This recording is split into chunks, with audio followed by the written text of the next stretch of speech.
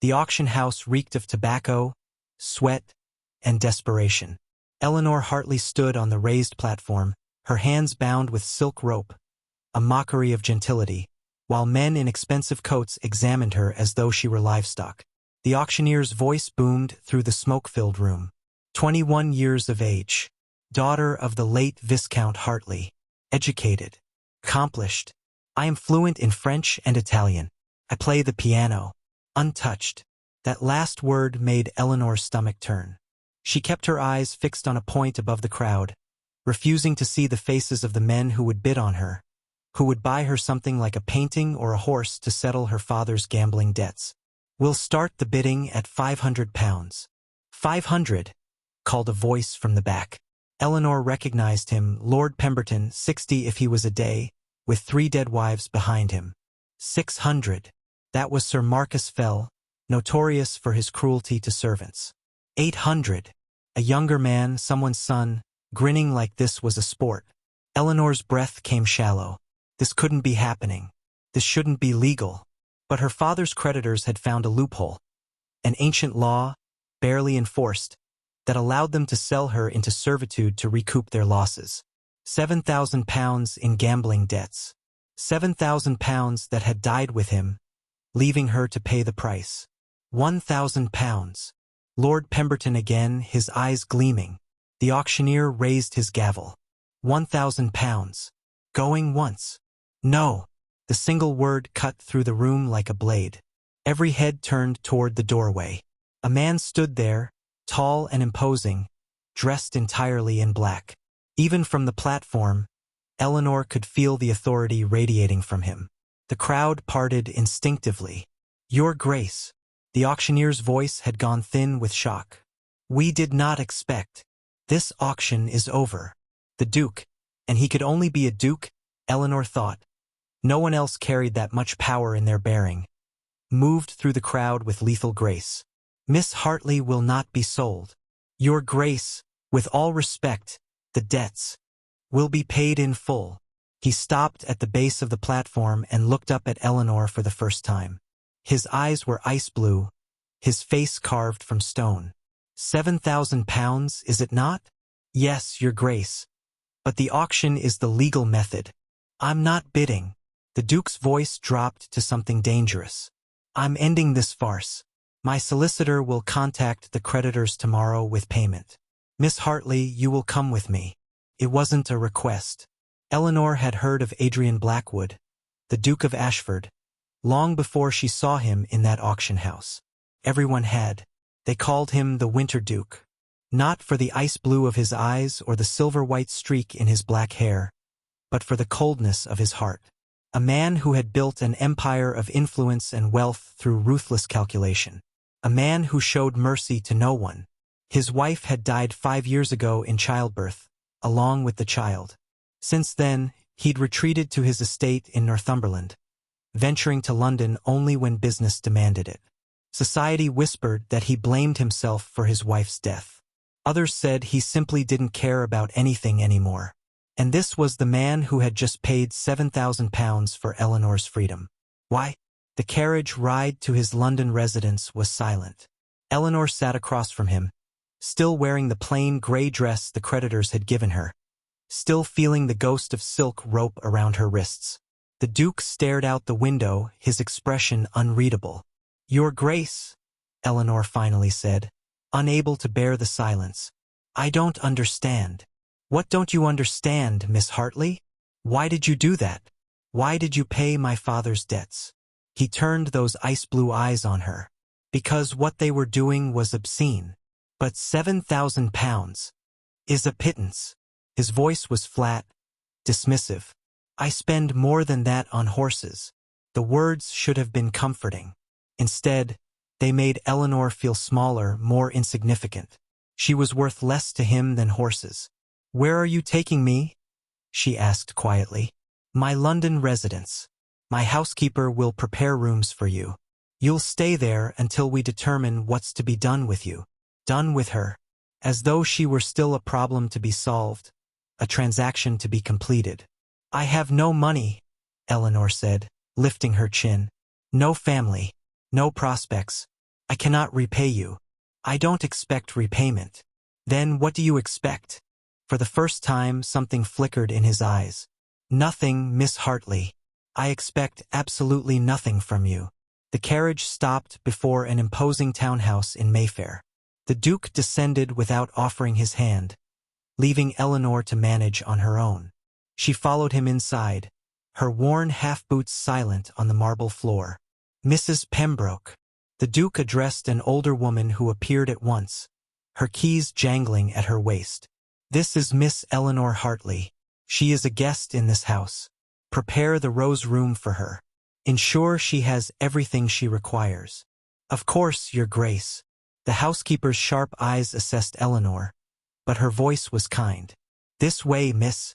Eleanor followed, but at the base of the stairs, she turned back. Your Grace. He paused, one hand on his study door. Thank you. The words felt inadequate. For what you did. To stop them. The Duke looked at her for a long moment. Don't thank me yet, Miss Hartley. You may find that freedom comes with its own complications. Then he disappeared into his study, leaving Eleanor with a kindness that felt more like a warning. The cold distance. Eleanor woke in a bed softer than any she'd known in months. The rose room was aptly named. Walls papered in delicate pink roses, curtains of cream silk, furniture that gleamed with beeswax and care. It was beautiful. It was suffocating. Because she didn't belong here. Mrs. Pembroke arrived with breakfast and a wardrobe of dresses. His Grace instructed me to ensure you have appropriate clothing, miss. Eleanor stared at the gowns, day dresses, evening gowns, walking costumes, all in her size. How did he? His Grace is very thorough, miss. The housekeeper's tone suggested this was not a compliment. He notices everything, forgets nothing. I cannot accept these. You can, and you will unless you wish to offend His Grace. Mrs. Pembroke's expression softened. He doesn't do kindness lightly, Miss Hartley. Don't throw it back in his face. Over the next 3 days, Eleanor barely saw the Duke. He left early each morning for his offices in the city. He returned late, going straight to his study. They did not dine together. They did not speak. Eleanor spent her days wandering the townhouse like a ghost, uncertain of her place, afraid to touch anything. She was not a servant, but she was not family. She was not a guest, but she was not a prisoner. She existed in a strange limbo, untethered and purposeless. On the 4th evening, Mrs. Pembroke summoned her to dinner. His Grace requests your presence in the dining room at 8 o'clock. Eleanor dressed carefully in one of the new gowns, a soft blue silk that made her dark hair seem richer, her skin warmer. She'd lost weight during the weeks after her father's death, but the gown fit perfectly. Unnerving, how well the Duke had measured her with just a glance. He was already seated when she entered, reading correspondence beside his plate. He didn't look up as she sat at the far end of the impossibly long table. They ate in silence for several minutes. Eleanor could hear every scrape of silver on porcelain, every quiet footfall of the servants. How are you finding your accommodations? The Duke asked without lifting his eyes from his letter. Generous, Your Grace. Thank you. Mrs. Pembroke tells me you've been keeping to your room. I didn't wish to intrude. You're not intruding. You're a guest. Am I?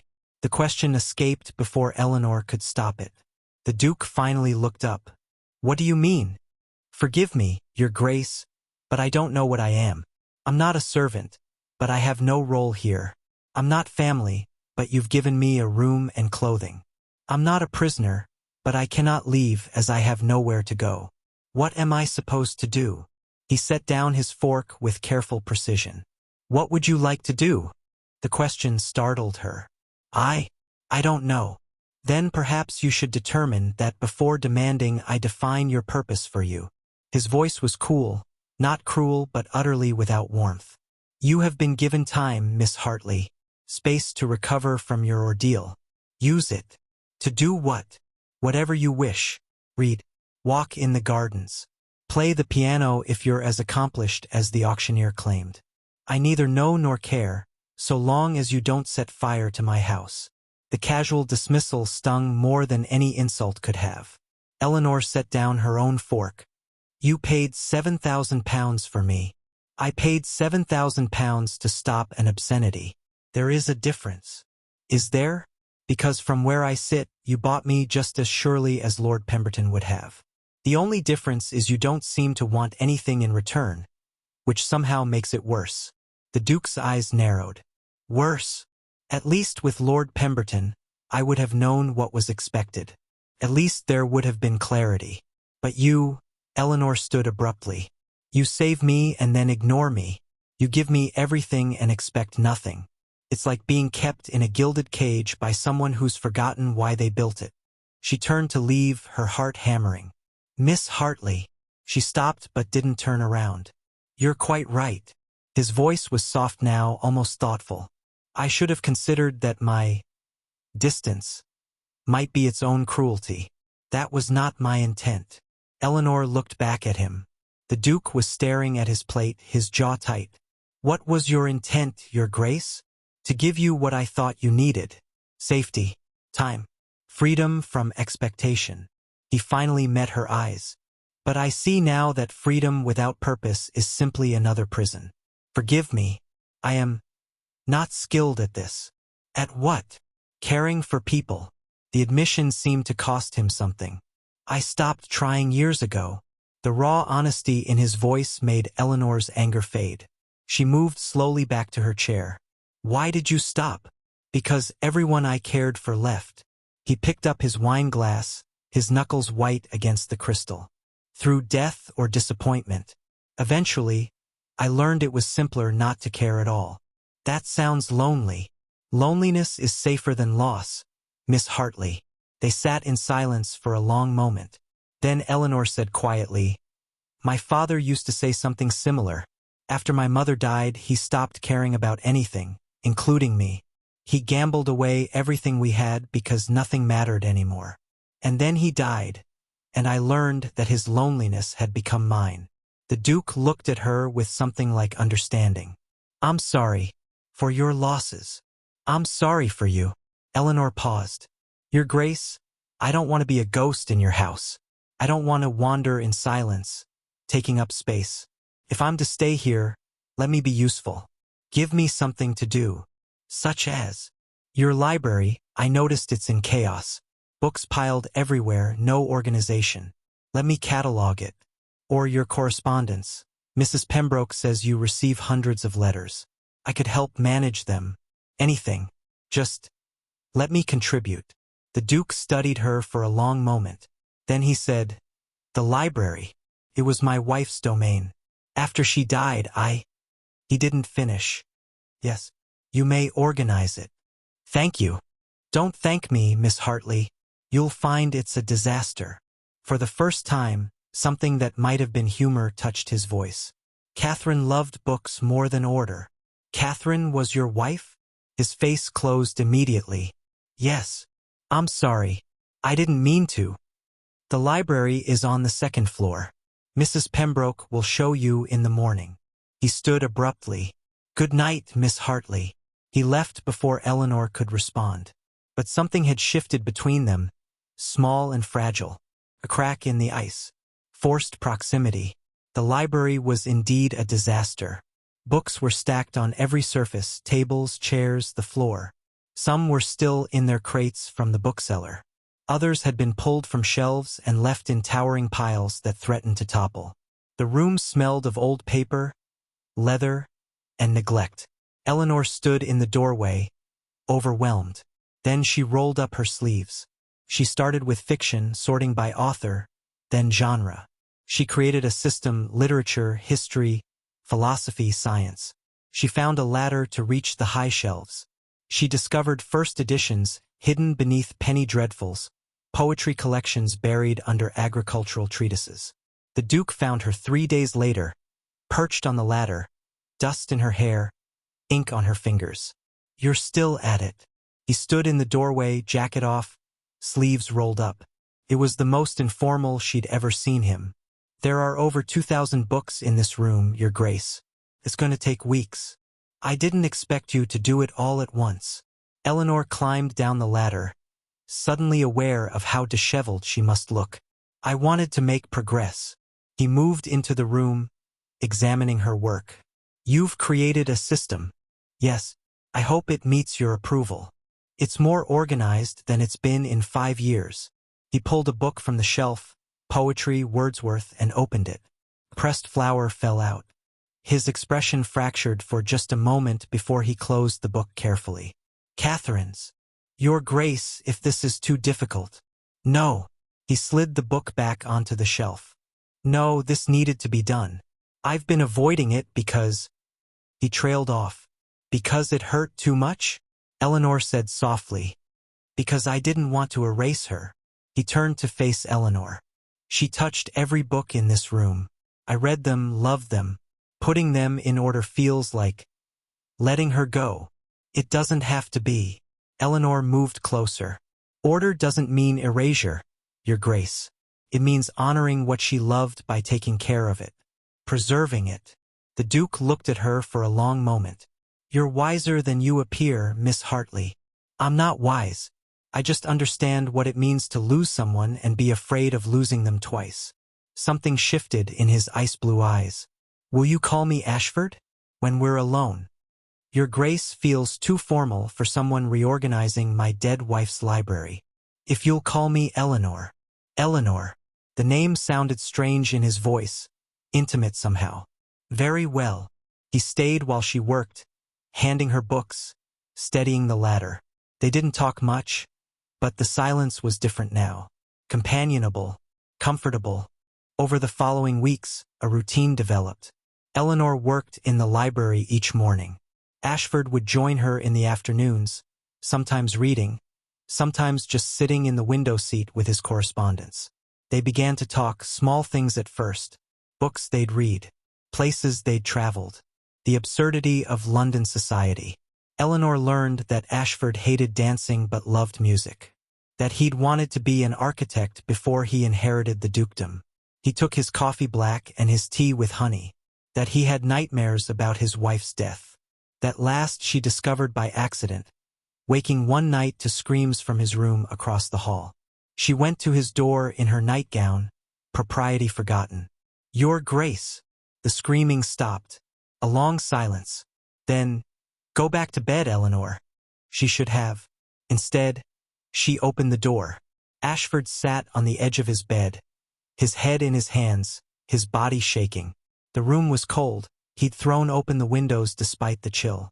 I'm sorry, he said without looking up. Did I wake you? It's all right. Eleanor moved closer carefully. Are you all right? I'm fine. You're not. She sat beside him, not touching, just present. Was it about Catherine? He nodded jerkily. The night she died. I keep seeing it. The blood. The physician saying there was nothing he could do. Having to choose. His voice broke. Choose. Between her and the child. He said he might be able to save one. I chose Catherine. I begged her to live. She died anyway. They both did. His hands fisted in his hair. I killed them both. No. Eleanor's hand covered his. You made an impossible choice in an impossible situation. That's not murder. That's a tragedy. I should have. What? Know the future? Defied the physician. Bargained with God. Eleanor's voice was fierce. You loved your wife. You tried to save her. The fact that you failed doesn't make you a murderer. It makes you human. Ashford looked at her finally, his eyes red-rimmed. I haven't cried since that night. Maybe you should. I can't. If I start, I'm afraid I won't stop. Then don't stop.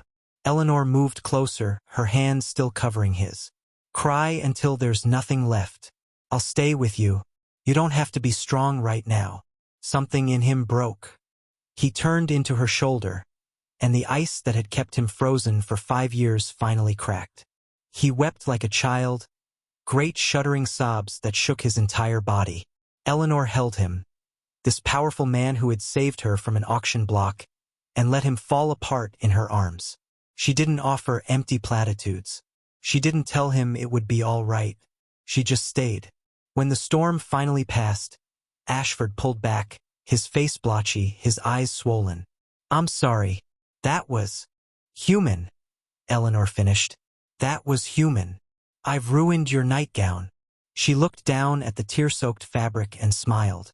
I have others. Ashford managed a weak laugh. Then he sobered. Eleanor, thank you. For not running. For staying. Where would I run to? But her tone was gentle. Besides, you stayed with me in that auction house when you could have walked away. Consider us even. Not even close to even. His hand covered hers. You gave me permission to be weak. That's worth far more than 7,000 pounds. They sat in comfortable silence for a moment. Then Eleanor said, You should try to sleep. Will you stay? Just until I fall asleep. I don't want to be alone. It was improper. Scandalous, even. Eleanor didn't care. I'll stay. She sat beside him as he lay back down, her hand in his. His breathing gradually evened out. His grip loosened. Eleanor made to leave. Don't go. His voice was thick with sleep. Please. So she stayed, sitting in the chair beside his bed, her hand in his, until dawn broke over London and she crept back to her own room before the servants could see. Neither of them mentioned that night. But something fundamental had changed between them. Ashford began joining Eleanor for breakfast. He asked her opinions on business matters. He smiled more. Not often, but occasionally, like the sun breaking through winter clouds. And Eleanor felt herself falling. She tried to fight it. She told herself it was gratitude, not love. Obligation, not desire. But when Ashford's hand brushed hers reaching for the same book, when his eyes met hers across the dinner table, when he laughed at something she said and his whole face transformed, she knew. She was in love with Adrian Blackwood, the Duke of Ashford. And it was the most dangerous thing she'd ever done. The world intrudes. The letter arrived on a Tuesday morning in late May. Eleanor was in the library when Mrs. Pembroke brought it, her face tight with disapproval. This came for you, miss. The handwriting was unfamiliar, the seal broken. Eleanor opened it with trembling hands. Miss Hartley, I write to inform you that your presence at the Ashford townhouse has been noted with great interest by London society. Rumors are circulating that you are the Duke's mistress, acquired from an auction house and kept for his pleasure. Normally, I would not concern myself with such matters. However, my nephew, the Duke of Ashford, is a man of considerable standing and reputation. I cannot allow his name to be dragged through the mud by an association with a woman of questionable character. You will leave his household within the week. I have arranged a position for you as a companion to Lady Westbrook in Bath. The salary is modest but respectable. It is far more than someone in your situation deserves. If you do not leave voluntarily, I will ensure that your continued presence becomes untenable. Regards, Lady Beatrice Thornton, Dowager Duchess of Ashford. Eleanor's hands shook as she read it a second time. Mistress. Questionable character. Leave voluntarily or be forced out. She had known, of course, that society would talk.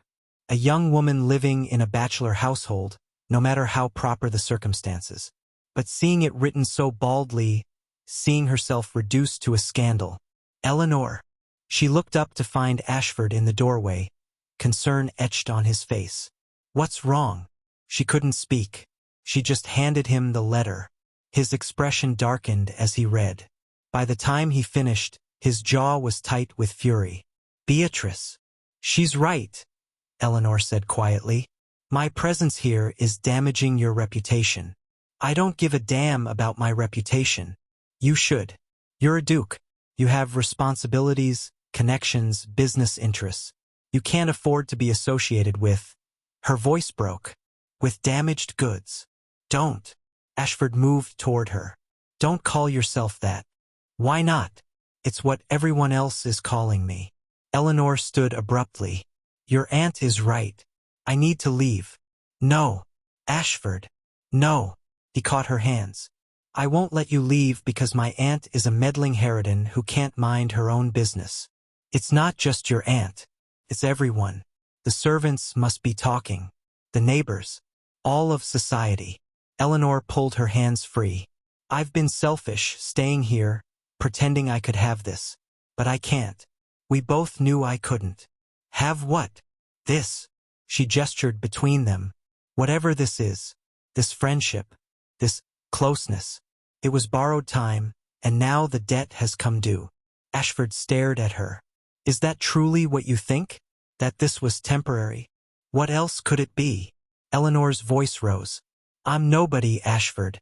The daughter of a ruined viscount. A woman who was auctioned off like cattle. You're a duke. There's no world in which this ends well.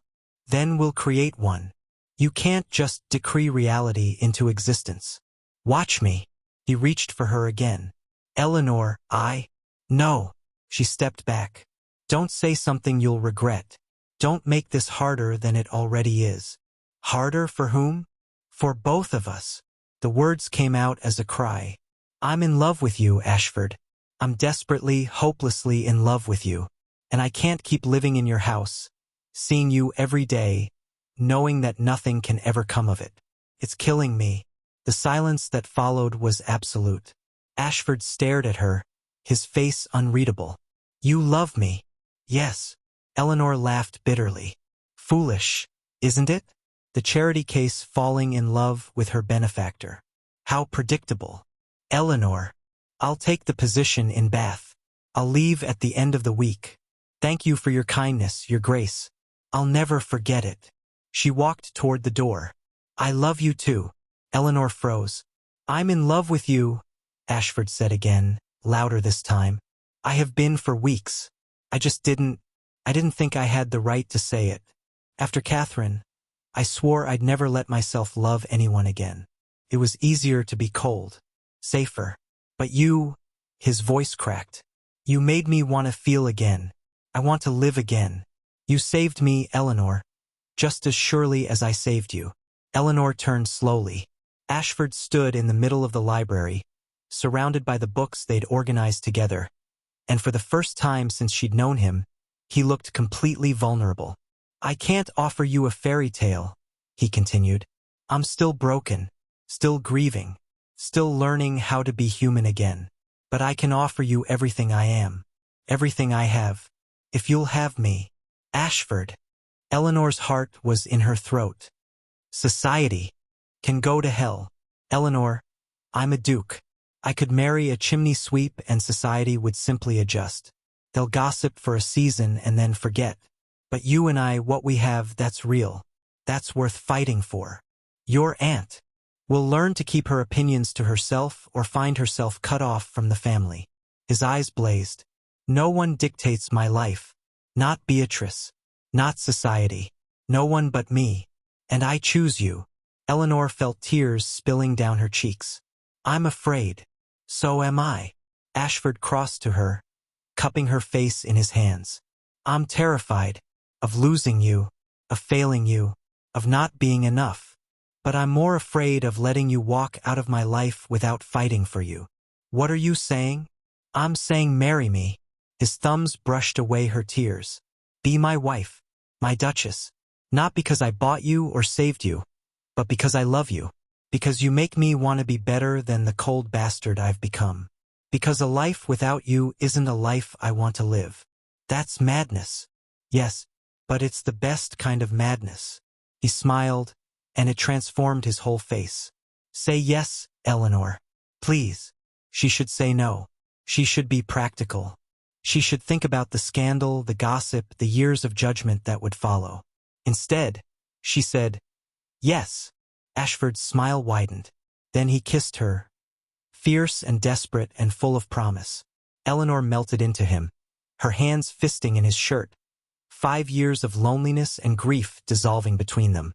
When they finally broke apart, both breathless, Ashford rested his forehead against hers. I'm going to write to Beatrice immediately. Tell her exactly what I think of her interference. Will she come to the wedding? If she wants to keep her allowance. Ashford pulled back, his eyes dancing with something that might have been mischief. We'll marry quickly. Special license. Before anyone can object. How quickly? A week. Eleanor laughed. That's scandalously fast. Good. Let them be scandalized. I've been cold for far too long. Time to burn. The ball. Ashford, for all his talk of not caring about society, was strategic. We need to show them you're not my mistress, he explained as they planned. We need to make it clear that you are my chosen bride, my equal, my duchess. How do we do that? We throw the most spectacular engagement ball London has ever seen. We invite everyone. And we show them exactly who you are. Eleanor was skeptical. Won't that just give them more ammunition? Not if we control the narrative. Ashford's smile was sharp. Trust me. The ball was set for 3 weeks away. In that time, Ashford was a whirlwind of activity. He hired the finest modiste in London to create Eleanor's wardrobe. He commissioned a portrait. He personally called on influential members of society to announce his engagement. And he visited his aunt. Eleanor wasn't present for that conversation, but Mrs. Pembroke gleefully reported the aftermath. I've never seen His Grace so angry, the housekeeper said. Told the Dowager Duchess that if she ever interfered in his life again, he'd cut her off entirely. She tried to argue, but he wouldn't hear it. Just walked out. The night of the ball, Eleanor stood in her room, staring at her reflection. The gown was midnight blue silk, cut to perfection, with silver embroidery that caught the light like stars. Her hair was swept up in an intricate arrangement, small diamonds winking among the dark curls. A gift from Ashford. She looked like a duchess. She felt like an imposter. You're beautiful. Ashford appeared in the doorway, devastatingly handsome in formal black. Eleanor, you're breathtaking. I'm terrified. He crossed to her, taking her hands. So am I. But we're in this together, remember? You and me against the world. What if they hate me? Then they're fools. But they won't hate you, Eleanor. How could they? You're extraordinary. She wanted to believe him. What if I embarrass you? Impossible. He kissed her knuckles. You could never embarrass me. You make me proud. The ballroom was spectacular. Chandeliers blazed with 1,000 candles. Flowers perfumed the air. The orchestra played a waltz. And the cream of London society filled every corner, all of them staring at the doorway where Eleanor and Ashford would make their entrance. Ready, Ashford murmured. No. Perfect. Neither am I. He offered his arm. Let's scandalize them. They entered together. The room fell silent. Every eye turned toward them. Eleanor could feel the weight of their judgment, their curiosity, their barely concealed contempt. Then Ashford spoke, his voice carrying across the ballroom. Ladies and gentlemen, may I present my fiancée, Miss Eleanor Hartley. He said it with such pride, such certainty, that for a moment Eleanor forgot to be afraid. The Duke of Pemberton, the man who would have bought her at auction, was the first to approach. Your Grace, Miss Hartley, my congratulations. Thank you, Your Grace. Eleanor's voice came out steadier than she felt. Pemberton's eyes were cold. Quite a rise from the auction block, Miss Hartley. You must be very resourceful. Before Eleanor could respond, Ashford stepped between them. Careful, Pemberton. You're speaking about my future wife. Of course. I meant no offense. Didn't you? Ashford's smile was dangerous, because it sounded rather like you were implying that Miss Hartley engineered her circumstances. Let me be clear. Eleanor is here because I love her, because she is intelligent, compassionate, and brave, not because of any scheming on her part. If you have a problem with my choice, you're welcome to leave. Pemberton paled. That won't be necessary, Your Grace. Good. Ashford turned to Eleanor, his expression softening. Shall we dance? The waltz was beginning. Ashford led Eleanor onto the floor, and suddenly they were the center of attention, every guest watching as they moved together. Thank you, Eleanor whispered, for defending me. Always. Ashford's hand tightened on her waist. Eleanor, I need you to know something. What I said in there, about loving you, I meant it. Every word. You're not a convenience or a passing fancy. You're everything to me. Even though I come with nothing? No dowry, no connections, no. You come with yourself. That's everything. He spun her through a turn. Eleanor, before you came into my life, I was barely existing, going through the motions. You woke me up, made me remember what it felt like to be alive, to hope, to dream. I didn't do anything special. You stayed. His voice was raw. When I broke down that night, when I showed you the worst parts of myself, you stayed. No one has ever done that for me. Catherine tried, but I wouldn't let her in. You didn't give me a choice. Eleanor felt tears prickling. Ashford, I'm not finished. He pulled her closer, propriety be damned. I want you to know that when we marry next week, it won't be because I pity you or because I'm trying to repair your reputation. It will be because I cannot imagine my life without you. Because you are my friend, my love, my salvation. Do you understand? Yes. Eleanor's voice broke. I understand. Good. He kissed her forehead, right there in the middle of the ballroom, in front of all of London society. Gasps echoed around them. Ashford ignored them entirely. Let them talk. Let them gossip. I don't care. I love you, Eleanor Hartley, and I'm going to spend the rest of my life proving it. The rest of the evening passed in a blur. Some guests were cold, some curious, but many, especially after seeing Ashford's obvious devotion, were genuinely warm. Lady Pemberton told Eleanor she was a lucky woman. Lord Ashford, a distant cousin, said she was good for the Duke. Even a few of the more influential matrons seemed intrigued rather than scandalized. But the most satisfying moment came near the end of the evening, when Lady Beatrice Thornton finally appeared. The Dowager Duchess was imposing in black silk, her face carved from ice. She approached Eleanor with the bearing of a queen. Miss Hartley, a word. Of course, Your Grace. They moved to a quieter corner. Beatrice studied Eleanor with sharp eyes. You're not what I expected. What did you expect? A schemer, an opportunist, someone using my nephew for his title and money. And now, Beatrice's expression softened infinitesimally. Now I see a woman who looks at my nephew the way his first wife should have. Catherine was kind, but she never truly loved Adrian. She married him out of duty. But you, she paused. You love him. With all my heart, Eleanor said quietly. Then I was wrong. Beatrice's admission seemed to cost her. I interfered where I shouldn't have. I apologize. Eleanor blinked. Thank you, Your Grace. Don't thank me yet. I'm still going to watch you like a hawk. If you hurt him, I won't. Eleanor's voice was firm. He's been hurt enough. I would rather die than add to that pain. Beatrice nodded slowly. Very well. Then welcome to the family, Eleanor. You're going to need a thick skin and a sharp tongue to survive us. I'll manage. I believe you will. Beatrice almost smiled. You've certainly managed Adrian. God knows no one else has in 5 years. After Beatrice left, Ashford found Eleanor again. What did she want? To apologize, and to warn me not to hurt you. And I promised I wouldn't. Ashford pulled her close. You couldn't hurt me if you tried. You're the best thing that's ever happened to me, Eleanor. Don't ever doubt that. The wedding. They married 1 week later in the chapel at Ashford's country estate in Northumberland.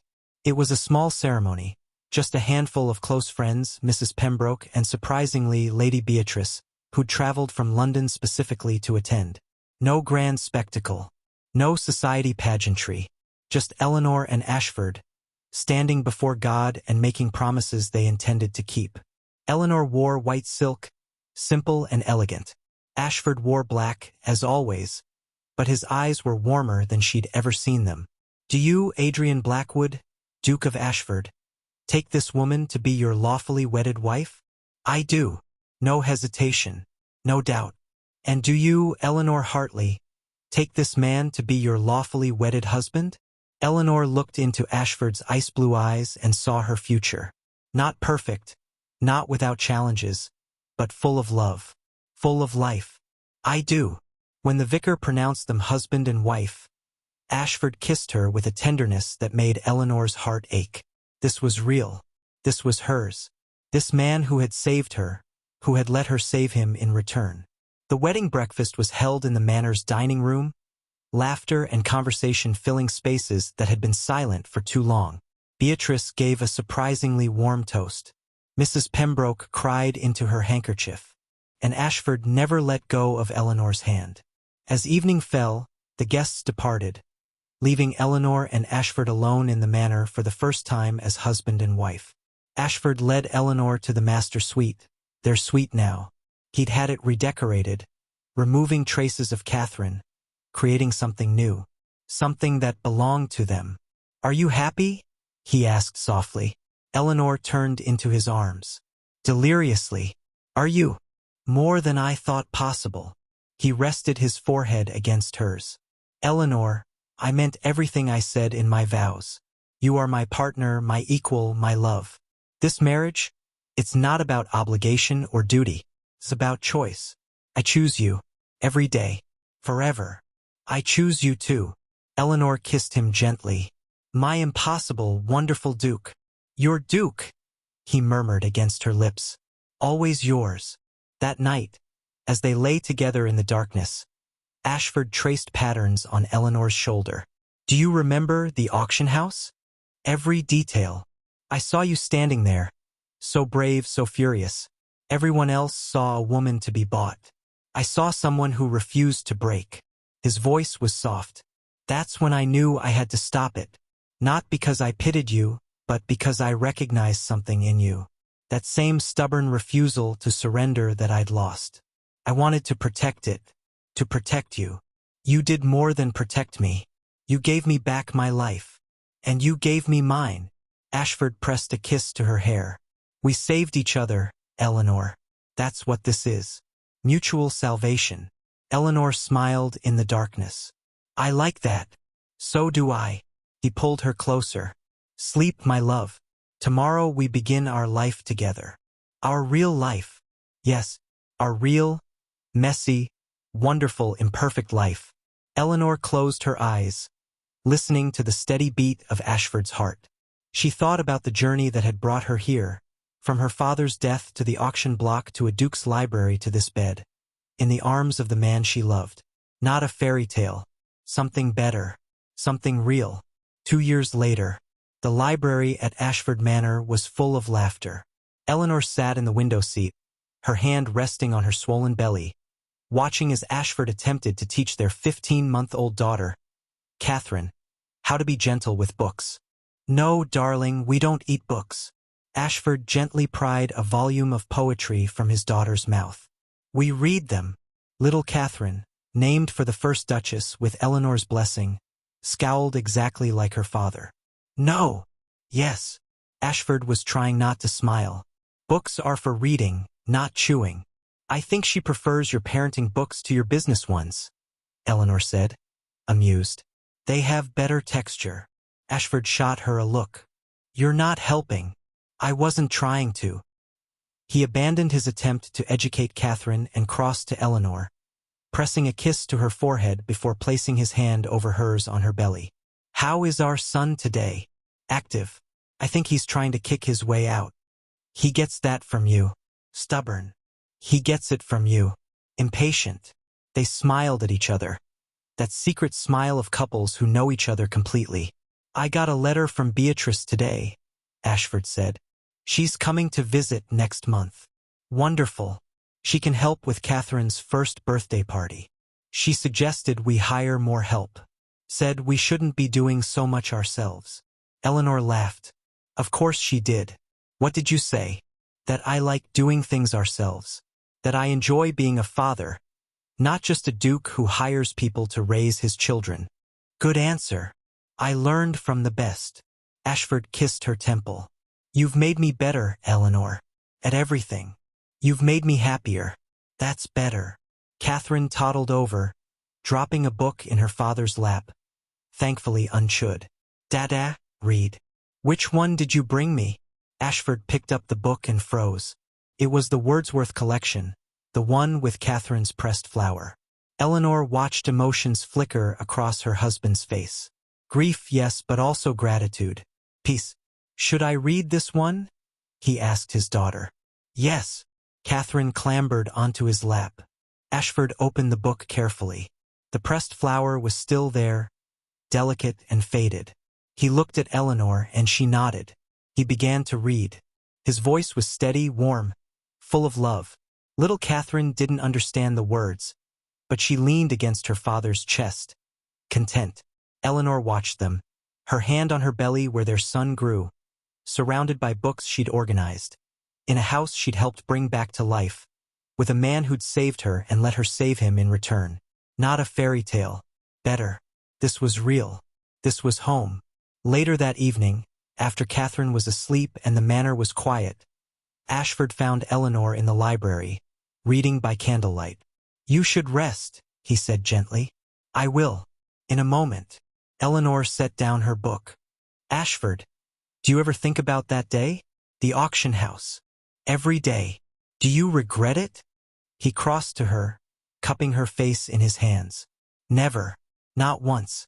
Eleanor, you were the best decision I never planned to make. Walking into that auction house, saying no, it saved my life. It saved both our lives." "Yes." He kissed her softly. "We saved each other, and we'll keep saving each other, every day, for the rest of our lives. That's quite a promise. It's the only one that matters." Eleanor pulled him down beside her, his arm around her shoulders, her head on his chest. Outside, winter was coming.